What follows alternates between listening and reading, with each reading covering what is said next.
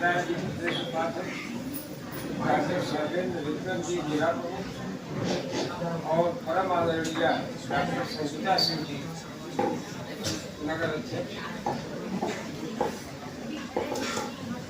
आज अखिल भारतीय विद्यार्थी परिषद का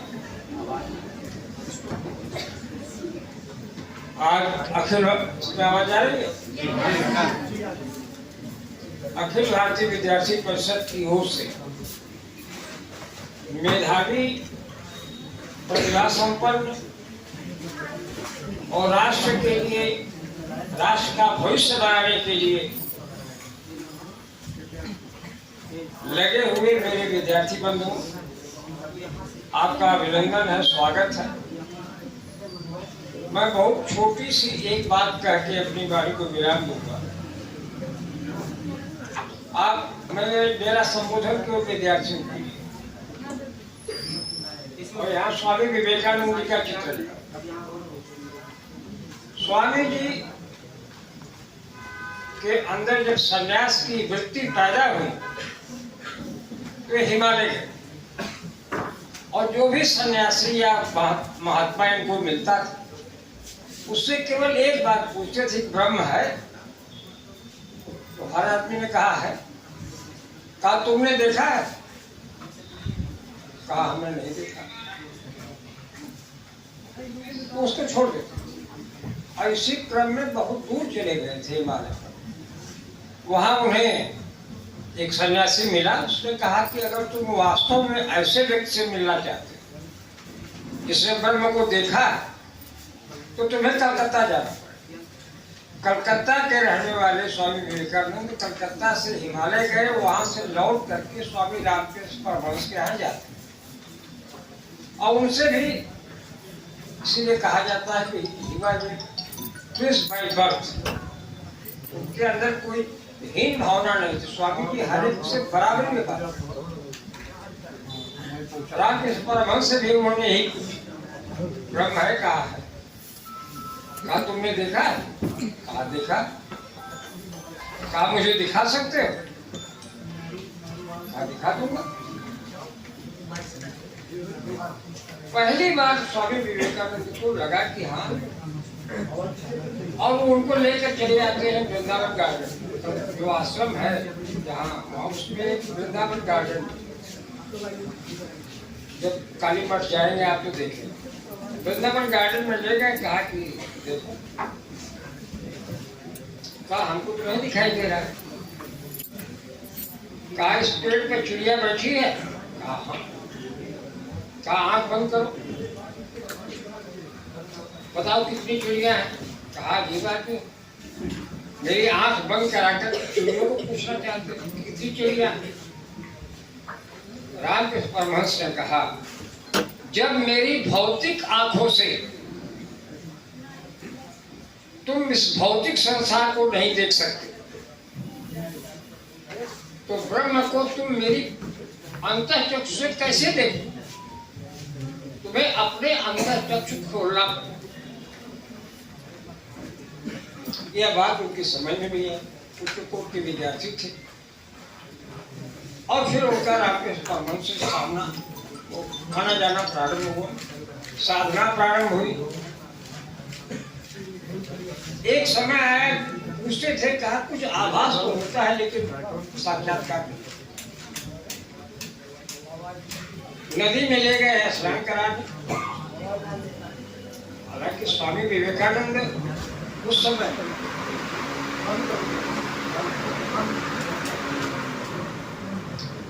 कलकत्ता के फैशन के नियंता भी थे, सर्वोत्कृष्ट पहलवान भी थे, सर्वोत्कृष्ट नौका चलाने का जो वहाँ प्रतियोगिता होती है उसमें भी प्रथम थे। लेकिन रामकृष्ण परमहंस बहुत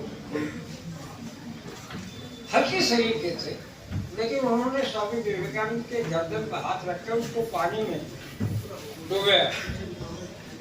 वो समझ रहे थे कि गुरु हमको कोई डूबो तो मारना तो नहीं चाहते हैं, कुछ लक्ष्य हो गए। उन्होंने उसको डूबोया, लेकिन एक क्षण आता है जब वो झटक करके खड़े हो जाते, मतलब सब बाहर निकाल। फिर पूछा परमहंस जी ने, कैसा लगा? कहा बस ये लग रहा था किसी प्रकार से बाहर आए और जीवन में। वो कहा कि लक्ष्य भी यही होता है। मेरे विद्यार्थी मित्रों, भाइयों बहनों, बहुत बड़ी संख्या में ऐसे लोग होते हैं जिनका जीवन पूरा गुजर जाता है, उनके सामने कोई लक्ष्य नहीं, लक्ष्य का निर्धारण नहीं कर पाते। और विशेष करके विद्यार्थी हैं, उनसे मैं कहना चाहूंगा कि अपने लक्ष्य का निर्धारण करो। और जब एक बार लक्ष्य का निर्धारण कर लोगे, जो परमहंस जी ने पूछा था विवेकानंद से कैसा लग रहा था, कहा बस लग रहा था कि किसी प्रकार प्राण बच गया। कहा जब तुम्हारे लक्ष्य के प्रति तुम्हारी वो साधना हो जाएगी कि लक्ष्य नहीं तो जीवन व्यर्थ है, तो तुम्हारे सामने लक्ष्य स्वयं खड़ा। इसलिए विशेष करके विद्यार्थी बहनों, भाइयों, अपने आप आज उस उम्र के दौर में हैं जब अपना जीवन का लक्ष्य निर्धारित कर सकते, अपनी क्षमताओं का आकलन कर सकते, अपनी क्षमता का आकलन करके, अपने लक्ष्य का निर्धारण करके आप जब भी आगे बढ़ोगे, लक्ष्य आपके समक्ष खड़ा है। और यह सब कार्य करने के लिए अखिल भारतीय विद्यार्थी परिषद को बहुत से लोग कह देते हैं कि ये परम पूज्य गुरु जी के द्वारा स्थापित किया हुआ संगठन माधव सदाशिव गुरुकुल। इसके शुरुआती ध्येय वाक्य भी उन्हीं के रचे हुए।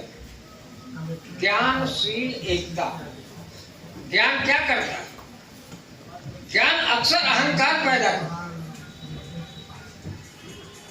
आपके 50 नंबर आ गए तो आप कहीं न कहीं अहंकार से पीड़ित हो, तुरंत अपने अहंकार को शील से दबाओ। अहंकार ईश्वर का भोजन। अहंकार हमेशा आपके लक्ष्य के लिए बाधक साबित हो। इसलिए इस कार्यक्रम में मैं केवल इतना ही कहना चाहूँगा, मुझे पता भी नहीं था कि मुझे यहाँ बोलना पड़ेगा, तो बैठे बैठे मैंने विषय निकाला विद्यार्थियों के लिए कि आप अपने जीवन में लक्ष्य निर्धारित करिए, लक्ष्य के लिए समर्पित होइए, और उस समर्पण से जब आपका लक्ष्य प्राप्त हो तो उससे कोई अहंकार न पैदा हो। अपने व्यक्तित्व में शीलता धारण करिए, शीतलता धारण करिए। आप में सौजन्य हो समाज के लिए, आप में इस देश के लिए। हम पूरी दुनिया आज एक ट्रांजिशन फेज से गुजर रही, संक्रमण काल से गुजर रही। बहुत से प्राचीन व्यवस्थाएं जो छोड़ दी गई थी वो पुनः स्थापित हो रही। बहुत सी नई व्यवस्थाएं जो लाई गई थी उनको छोड़ना पड़ रहा। इस संक्रमण काल में अपने लक्ष्य के प्रति, अपने जीवन के प्रति, अपने परिवार के प्रति और इस समाज और राष्ट्र के लिए आप अमूल्य निधि हैं। बीता हुआ कल कभी वापस नहीं आता है। हम सब लोग गुजरे हुए जमाने के कहानी। आपसे मुझे संबोधन करने के लिए मैं आया, संबोधन या आपके कार्यक्रम में आने का मुख्य कारण यही था कि आप वही भारत के भविष्य, भारत का भविष्य वही होगा जो आपका भविष्य हो। और ये आज की बात नहीं है।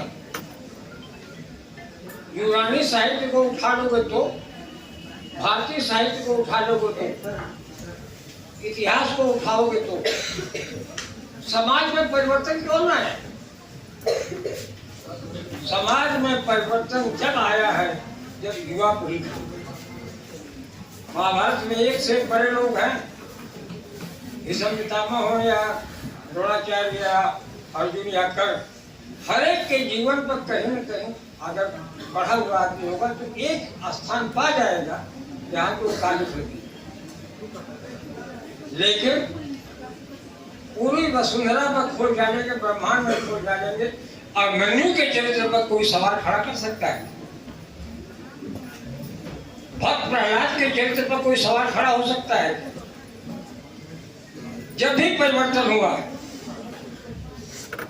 चाहे वो भगत सिंह के रूप में हुआ हो, चाहे मनु के रूप में हुआ हो, चाहे प्रहलाद के रूप में हुआ, वह परिवर्तन हमेशा युवा विद्यार्थियों के माध्यम से हुआ है। इसीलिए आप लोगों से भी अंतिम बात कहते हुए कि युग खड़ा है प्रश्नवाचक चिन्ह जैसा, युग खड़ा है प्रश्नवाचक चिन्ह जैसा, तुम रहे उत्तर कौन देगा? आप ही उन प्रश्नों के उत्तर हैं।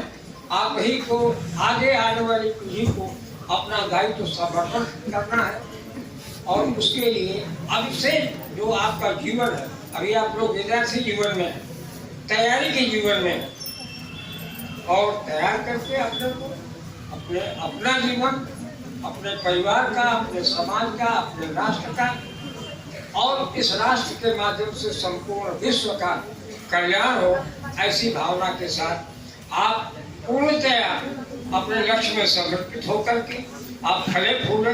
मैं मेरे रोम रोम से मैं आप सबको आपके लक्ष्य प्राप्ति के लिए आशीर्वाद देते हुए अपनी गाड़ी को विराम देता हूँ।